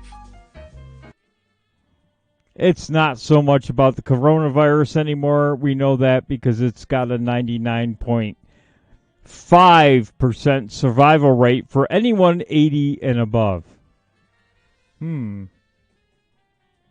Becoming a very hard sell for people. Oh, gee whiz. I just said that. I didn't just say gee whiz, did I? True Pundit. Softening us up for the Great Reset climate lockdowns. 2 more weeks, y'all. Welcome to month 8. Month 8 of 2 more weeks. Can you imagine the corporate media if back in April I had told you Democrats would use the coronavirus to cancel Thanksgiving? I would have been called a conspiracy theorist, ridiculed, and fact-checked to within an inch of my life. Without evidence, Breitbart News claims Democrats want to cancel Thanksgiving. But here we sit 8 months into 2 more weeks, and these assholes are looking to cancel Thanksgiving. And yet, they are canceling Thanksgiving while they are at the same time behaving as though they themselves believe the coronavirus is a big hoax. Isn't really all that serious, doesn't require any sort of lockdown. Governor Gavin Newsom, California, of course, wants to cancel Thanksgiving while he's out proving he doesn't believe the coronavirus is a serious threat by attending a big party. Oh, he got caught. Nancy Pelosi wants to cancel Thanksgiving while she's out proving she doesn't believe the coronavirus is a serious threat by running around maskless getting her hair done and planning big parties of her own until she got caught. Yeah, she was going to do a big party for the new congressional class coming in. The corporate media want to cancel Thanksgiving while they are out proving they don't believe the coronavirus is a serious threat by championing, being champions for left-wing riots, left-wing protests, and celebrations for Joe Biden. We all saw that. They were out dancing in the street. Bill de Blasio, no mask, but he's shutting down restaurants again. Oh. The corporate media want to cancel Thanksgiving. It's like global warming. Look at all the people who claim the planet is warming, who tell us we are going to have to give up our freedom, but who do not themselves behave as if they believe the planet is warming. Here's a good story. A astrophysicist told me that they confronted Al Gore at one of his climate seminars. Of course, they were thrown out afterward. They asked Al Gore a simple question. The Antarctic is melting, Al Gore. And he said, yes, it is, at an alarming rate. Did you know that we drilled several miles, it might have been several hundred miles, into the ice in the Antarctic, directly on the South Pole? And you know what we found, Al? And he said, no. They found remnants of a jungle, a tropical jungle. That's proven. I looked it up just to make sure this guy wasn't lying. He is an astrophysicist, by the way. And Al Gore got irate with them and threw them out and called them climate deniers. They're writing a book right now about Al Gore the fraud. Astrophysicists also explained to me that the sun is not creating as many sunspots as it used to because the sun is a dying star. And there's nothing on this earth that can stop that from happening. He said that the sun could die out tomorrow, or it could die out 1 billion years from now, or 30 billion years, or 2 weeks from now. They don't know. He flat out told me, we don't know. But the sun has a direct impact on the earth.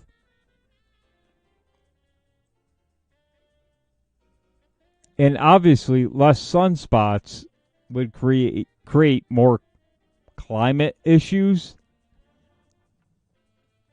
And he said that if Al Gore was a real scientist, which he's not, he would realize that most of the Earth's oxygen comes from plankton in the ocean.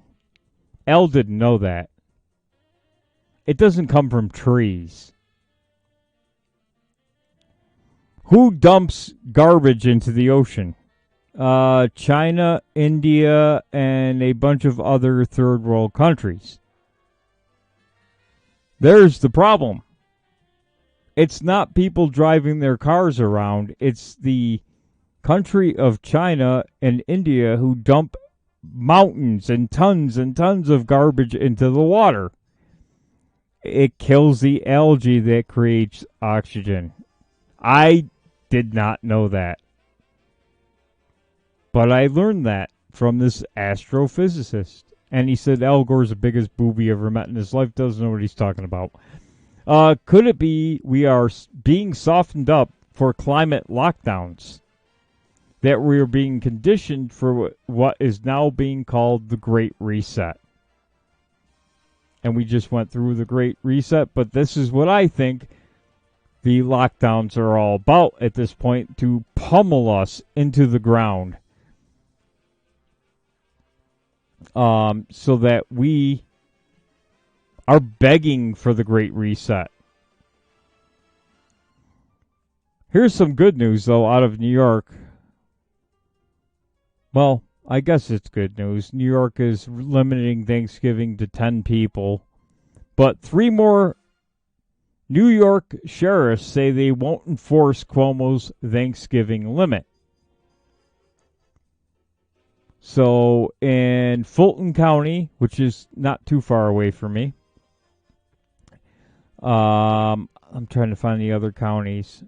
I'm waiting for Oneida County because our sheriff, he's not going to do anything. If somebody calls it in and says there's 20 cars at a house, I doubt our sheriff will do anything about it. Washington County is the other county in New York, but you're starting to see a long list of sheriffs that will not abide by Governor Cuomo's order to go after people and invade their homes on Thanksgiving Day to ensure they only have 10 people. And they're following social distancing rules and wearing masks. So you're starting to see a slew of sheriffs in New York State start to tell the governor, no, we're not going to do it. There are not enough troopers, especially in my region, to cover that. And out where I am, we have the county sheriff or the New York State troopers. Not enough troopers. They barely come around my area as it is. The New York State troopers. We do see a sheriff out here now and again, but they're not going to do anything.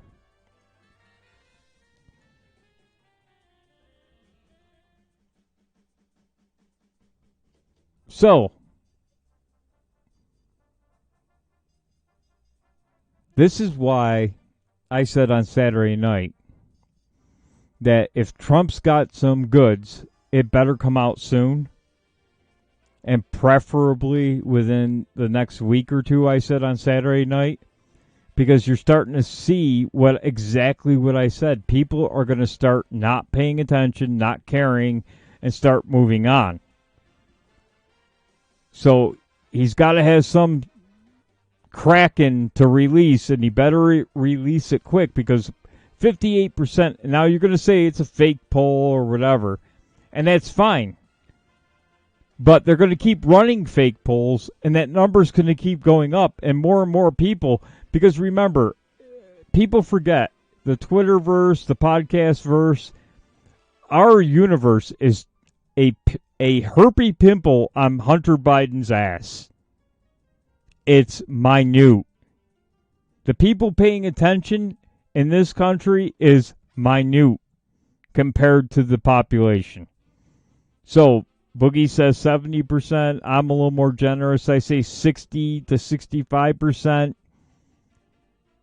Don't really pay attention. The election's over in their minds. Time to move on.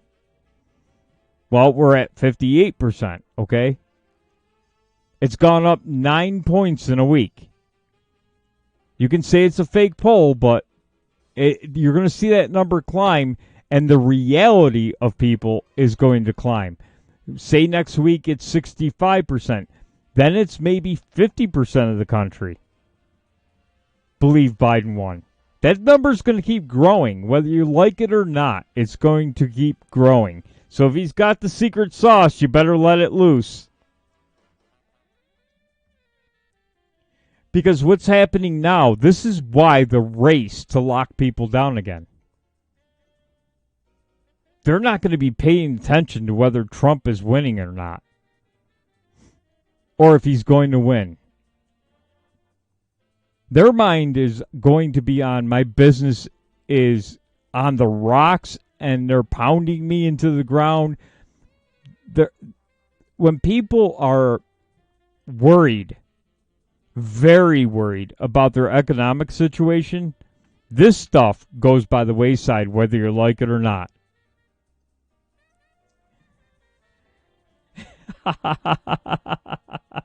Thank you. Yes. A herpy pimple on Hunter Biden's ass. That's what we are out here. I mean, if you don't believe me, even James R. says it. You know, our universe is tiny. So this is my fear, and I expressed it Saturday night, and I think Doc was on board with it as well, is that if we keep going on week after week after week, more and more people aren't going to give a shit anymore. That's worrisome because if Biden is elected, Build Back Better, the Great Reset, will happen in the first quarter.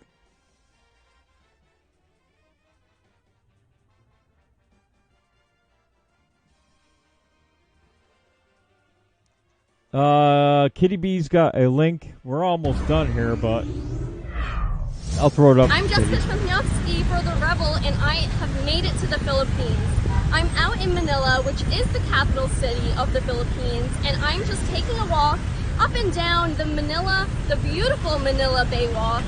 And as I said before... Okay, this is called Duarte's Garbage War. Filipinos are sick of Canada's trash. Yeah. Yeah, and it's amazing. Go look at the CDC, U.S.'s CDC website. The flu disappeared. I guess COVID kills the flu, too. Who knew? Who knew? Who would have known? Suicide rates are going up. But if you committed suicide and had COVID, it gets counted as a COVID death. So there's that. I am a very proud Canadian, but this entire mess of a garbage ship has got to be one of the most ridiculous stories in recent news. We have been hearing a lot about this, and we all know how Canada's Environment Minister, Catherine McKenna, is extremely excited to be reunited with our disgusting 6-year-old garbage. But what I want to know most is how the people of the Philippines feel about this entire mess. After all, they were the unlucky ones to have received our garbage and had to open up these containers and actually discover leaking garbage juice. So let's go have a chat with some people out. The Philippines got 6-year-old garbage from Canada. Oh, Canada. We send you garbage now. How do you feel about Canada sending over their garbage to the Philippines? Yeah, I've been awful that the Canada sent their garbage here. So I feel bad about that because our government is trying hard to clean up our garbage. So some country like Canada, Singapore, Hong Kong is sending garbage here in the Philippines.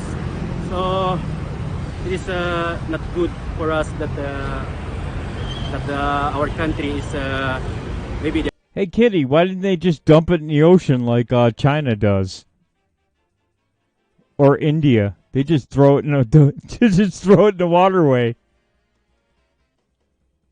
So the Philippines will get China's garbage in about 15 more years, right? But it'll float down to the Philippines. They're thinking that our country is like a garbage dump. How do you feel about Canada sending their garbage? I feel so degraded. As a Filipino, we are not a dumping site. So it's not easy for us to accept that a Canadian government sends us garbage. Because as far as I know, you are a developed country, so why don't you just recycle your own garbage and dump it in a proper place? Why bring it to the Philippines, right? I think it's embarrassing, you know. Embarrassing for Canada or for the Philippines? For the Philippines because they accept those garbage from the Canada, which is it's only garbage that you cannot use this for nothing. This is for nothing. Do you think it's okay to send garbage here? No, Canada from Canada, tapos send garbage here in the Philippines. No, that's right. Yeah, actually, it's very embarrassing in the Philippines, right? Because it was a waste from the hospital, right?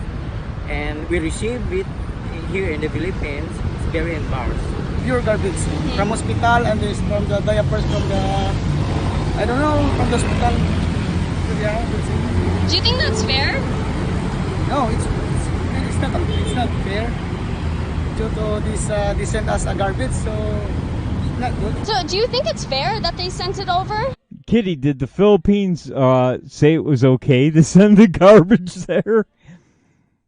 Because he said another country was doing it too. Oh, the Philippines doesn't have a navy, so. Or do you think this is bad for the Philippines? No, it's not bad the Philippines. No.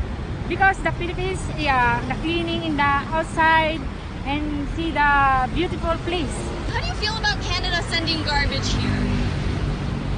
Problem the Philippines because the garbage no good.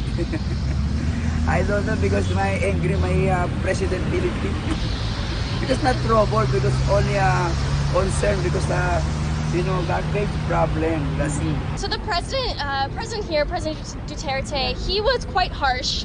He said that Canada can prepare a grand reception and eat it if we want to. But he is being very stern. Do you think that he's doing the right thing by sending it back? By sending back Canada the can garbage, eat it of too. course. Because like what I've said, we are not a dumping site. So the private company who owns the garbage should face the proper consequences for what they did. I am with. Oh wow, they have trade agreements to dump their garbage there. He mentioned another country that does it too, Hong Kong, I think it was. Our president is right. We have to throw it back. What waste We're gonna send it back, and you can eat it too. President Duterte did have some harsh words for Canada. He sent it back on a ship. He said that we can prepare a grand reception and eat it if we want to. Do you think that's harsh, or do you think Canada deserves those words? I don't know because as I know, there's a lot of Filipino working in Canada, but I don't know about that because Canada love also the Filipino working there. They love also. I think this is not a big mistake from Canada. It's just an error. Our president is speaking nonsense. So for me, sometimes it's not good for him to speak that way. So, but it is his opinion, and it is the way he express himself. Thank you, Kitty. Holy cow. So, guys, don't forget, Thursday with Victor, we'll have a long conversation. I'm sure there's a lot to talk about. Hopefully, we got something on the election. My opinion, my humble opinion, it better come out soon. If it doesn't come out soon, there's going to be that number we showed you in the poll. Even though you think it might be a fake poll, that number is just going to increase and increase, and the real number will increase as well. So I hope Trump has some secret sauce up his sleeve. It sounds like his legal team does, and they're finding more and more every day, but we need the big bombs dropped now. Or by the end of the week would be helpful. Just saying. Once you get to Thanksgiving, people's minds wander. Just the normies, it's 60 to 70% of the country is going to lose interest in what Trump has to say about the election. So, don't forget about our T-shirt contest. We only need, let's take a look. What do we need here? We only need 32 more. So, share out the show. Share out the shows on Saturday. We'll see you Thursday with Victor Von Schroom for another insightful conversation between Victor and myself. And hopefully, I'm hoping for a big whop banger on Thursday night, but maybe we'll get into some more of this Great Reset and what it means. I'm going to do a little more digging on the UN website, so stay tuned. Don't forget the T-shirt contest. Let's get there. Let's get the Wheel of Death going. And don't be a herpy pimple on the ass of Hunter Biden. Everybody have a good night. We'll see you Thursday with Victor, 6:30 Eastern Time.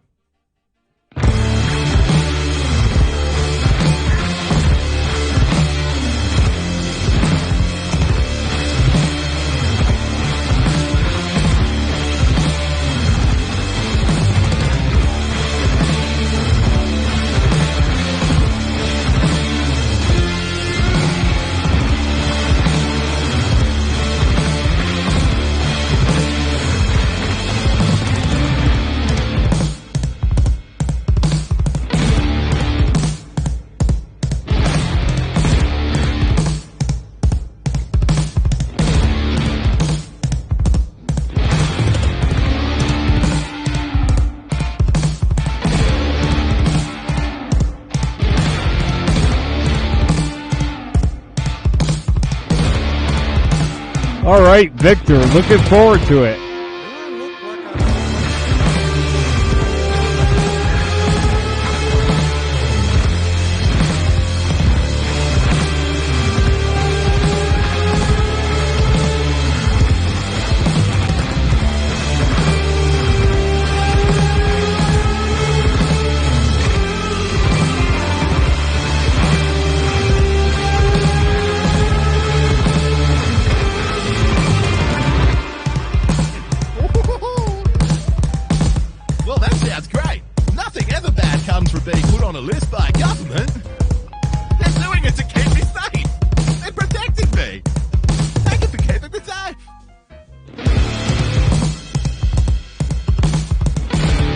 Oh, no IT tonight.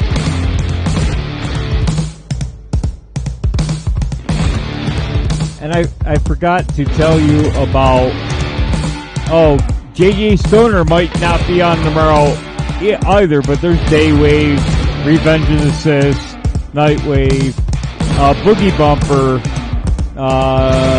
Don't forget to follow Iceman 4433, and Timmy Wise Censored will be on Thursday.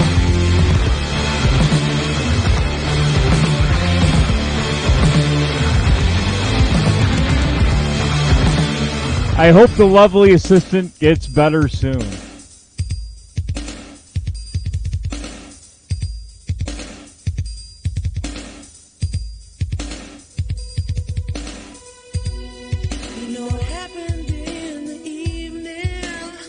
Oh, I had double sound going there. Oh, Nightwave Radio's on at 10 p.m.